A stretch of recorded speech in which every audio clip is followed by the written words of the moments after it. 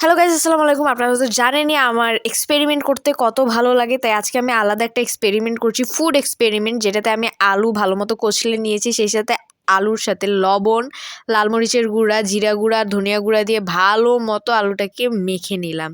এরপর নেক্সট স্টেপে যেটা করতে হবে, আমাকে আলুটাকে কোটিং করতে হবে। তো সেটার জন্য আমি কি করেছি, আমি নিয়েছি বাঁধাকপি, সেই সাথে আমি চিজও নিয়েছি। চিজও অ্যাড করবো আমি এই খাবারটায়। এটা একটা অন্যরকম একটা এক্সপেরিমেন্ট।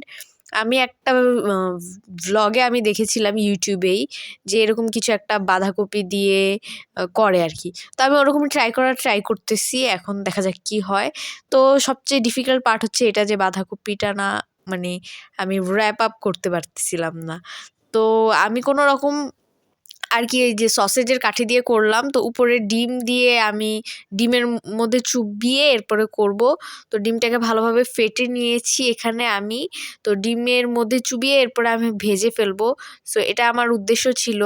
তো আমার আরও একটা উদ্দেশ্য ছিল যে এটার উপরে ব্রেড ক্রাম্বস দিব, তাহলে জিনিসটা আরও মচমচে হবে।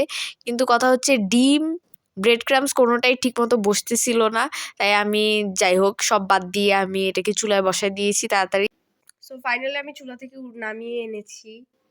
যে এখানে দেখতেই পাচ্ছেন একটা টোটাল ডিজাস্টার হইছে এটা। সো ডিজাস্টার হওয়ার ফলে কি হইছে, আলুটা খুলে চলে গেছে বের হয়ে গেছে।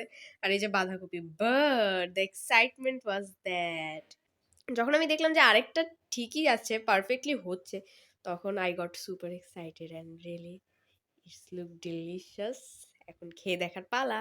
বলতে গেলে এক প্রকার একটা আনসাকসেসফুল এক্সপেরিমেন্ট ছিল, তাও একটা আমি ভালো মতো বানাইতে পারছি। তো এটাই অ্যাচিভমেন্ট, আর ভালোই লাগছে, অত খারাপ লাগে নাই।